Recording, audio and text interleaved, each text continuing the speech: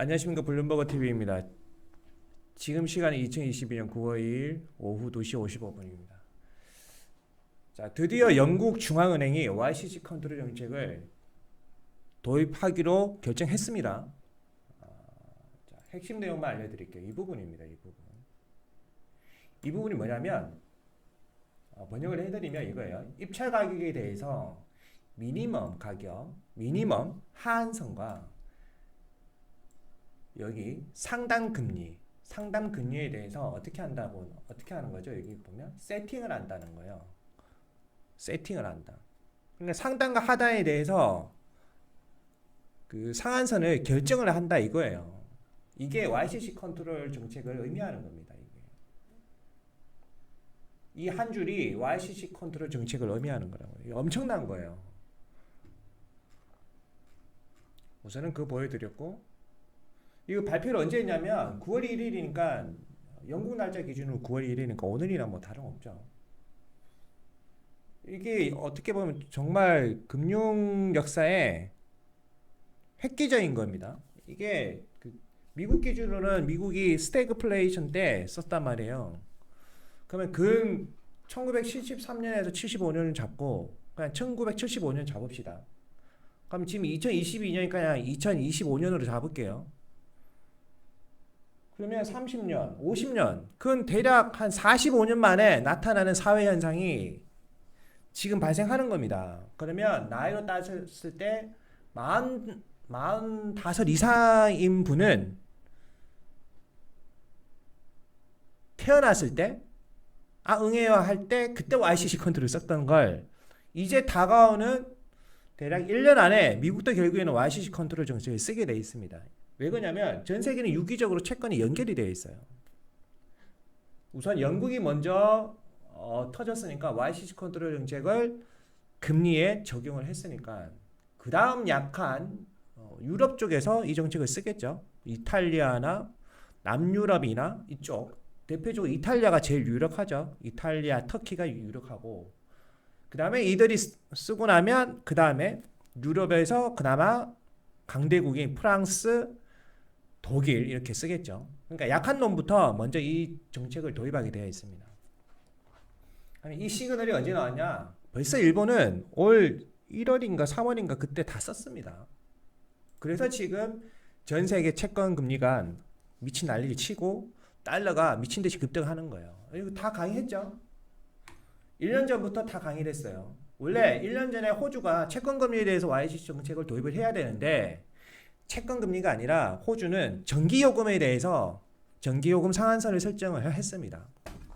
그 다음에 일본 같은 경우는 올 1월인가 3월 그때 했고요. 다 방송했죠. 그리고 YCC 컨트롤 정책을 쓸 수밖에 없는 이유, 이거 1년 전에 다 방송을 했던 내용들이 이제 현실화되는 겁니다. 한국 같은 경우도 1년 전에 근거사항으로 야 너희 YCC 정책을 써 이렇게 다 나왔습니다. 그러면 이런 YCC 정책이 미치는 사회 현상들이 있는데 그걸 또 말하려고 하니까 입이 솔직히 너무 아픕니다. 그 채권금리 부분도 명목금리, 실질금리 이런 부분을 다 계산해서 알려드려야 되는데 그는 제가 링크를 걸어 놓을 테니까 그거 참고해서 보시면 될 것 같습니다. 아시겠죠? 자, 미국이 만약에 YCC 컨트롤 정책을 도입을 하면 그 결과는 뭐냐? 미국 달러는 쓰레기란 걸 전 세계에 공포를 하는 겁니다. 그러면 주식은 어떻게 될 건지 생각을 해보시면 돼요. 주가가 올라간다고 생각하면 그거는 조금 솔직히 문제가 있습니다, 여러분.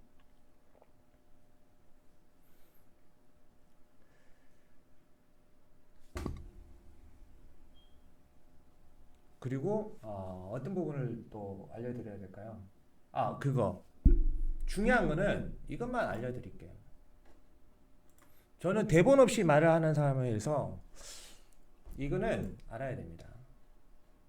자, 우선 미국이 가장 마지막에 YCC 컨트롤 금리 정책을 도입을 할 거예요.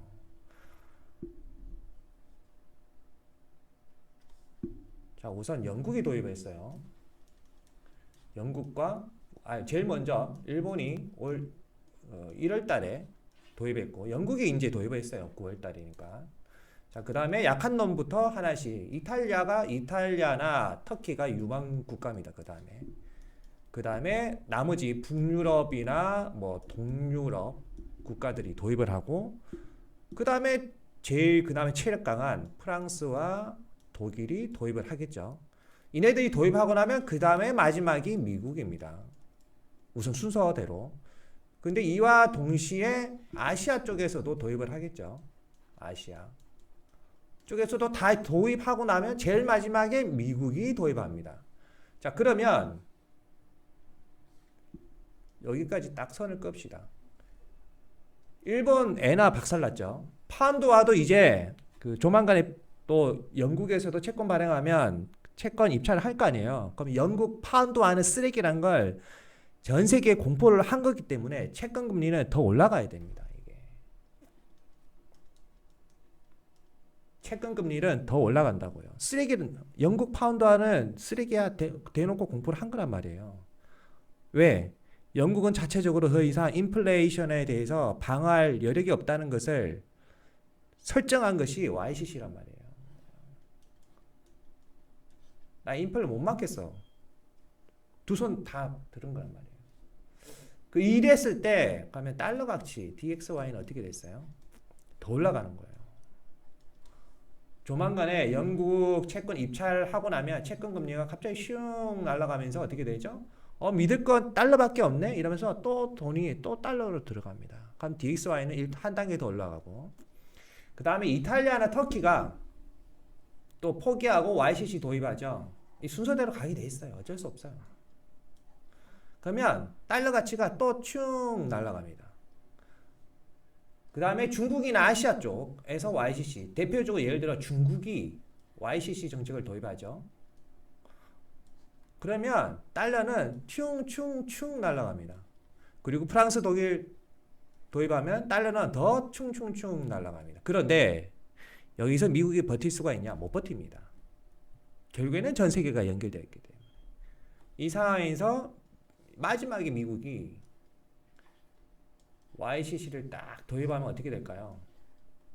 그냥 전 세계 자산 시장은 붕괴가 되는 거예요.